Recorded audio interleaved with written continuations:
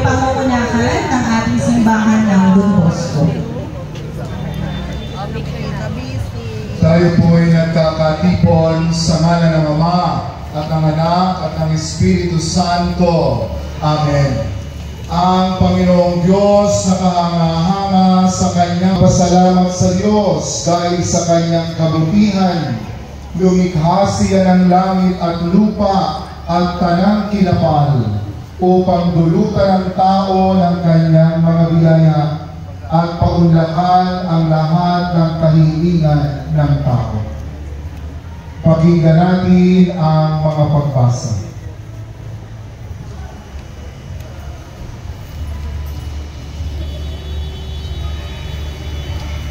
Basa mula sa sulat ng aklat ng Genesis.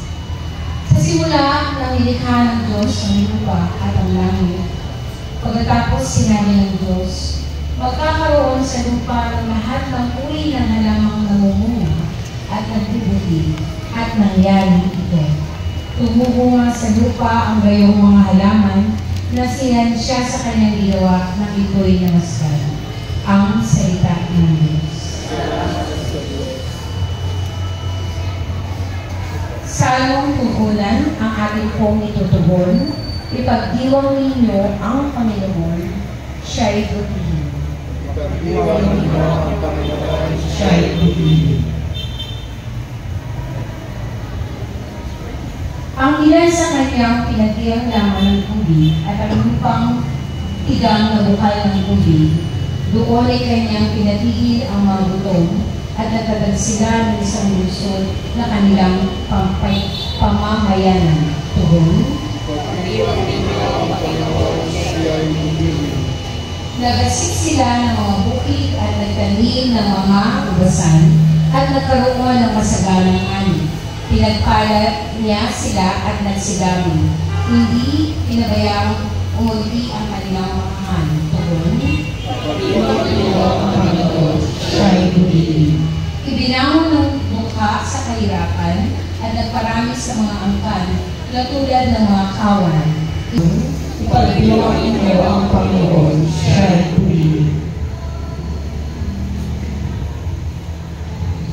Maiging pagninilan po sa ating ginagawang pag-orasbars. Kaya po natin binabasahan ang mga bagay na ginawa. Una, pagpapasalamat sa Diyos.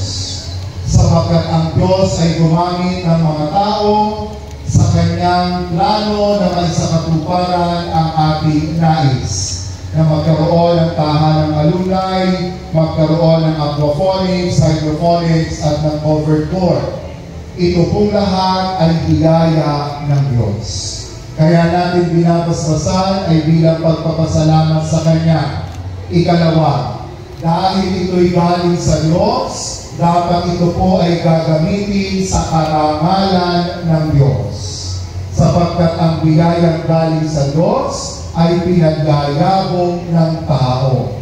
Sa Kanya nagmumula ang lahat ng biyaya. Ikatlo po ang panghuli. Ang ating pinagdarasal at binabasbasan ay hindi lamang ang istruktura. Ang pintura ay bubukas. Ang bubong ay mabubutas. Ngunit ang ating ipinagdarasal sa Panginoon ay ang mga taong naging kasangkapan niya upang ito ay mabuo at ang mga bata at daang bata na gagamit nito. Naharinawa ang mga nilikhang ito ng tao ay makatulong sa ikadadakila ng kanyang nilikha, lalo na ang mga mag-aaral natin sa Tontohay. Ito po ang mga magiging piping saksi ng tagumpay ng bawat batang mag-aaral ng Tontohay. Na sa tulong po ninyo, mga minamahal naming punong lingkod ng ating lipunan, ng mga lingkod at mag-aaral at mga guro ng paaralan, maisakatuparan natin ang plano ng Diyos. Kaya po bilang isang angkanang mo, kapasa amin ang kaharian mo, sundin ang loob mo dito sa lupa para sa langit. Bigyan mo po kami ngayon ng aming kakanin sa araw-araw. Patawarin ang aming mga sala, para na kapapatawad namin sa nagkakasala sa amin. At huwag mo kami ipahintulot sa tukso, at iagya mo kami sa lahat ng kasama. Amen. Manalangin tayo. O Panginoon, basbasan mo po ang tahanang alumni na ito, ang hydroponics at aquaponics, ang covered court at ang hallway, na inilalaan po sa iyong karangalan at kalooban. Loobin mo po na ang lahat ng gumamit nito ay magkamit ng iyong pagpapala at ipag-adjust sa panganib at sakuna. Yayamang kami lahat ay umaasa sa iyong biyaya at kagandahang loob. Hinihiling namin ito sa pamamagitan ni Jesucristo aming Panginoon, kaisa mo at ang Espiritu Santo, magpa sa walang hanggan. Amen.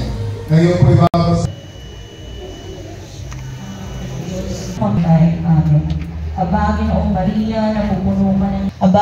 Maria, napupuno ka ng grasya. Ang pinagpala sa babaeng lahat at pinagpala naman ang iyong anak na si Jesus. Santa Maria, Ina ng Diyos, ipanalangin mo kaming makasalanan, ngayon at kung kami mamamatay. Amen.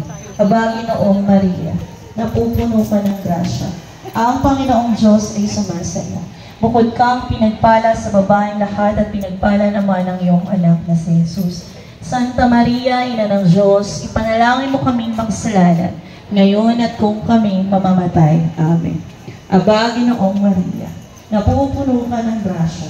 Ang Panginoong Diyos ay sumasa iyo. Bukod kang pinagpala sa babaeng lahat at pinagpala naman ang iyong anak na si Jesus. Santa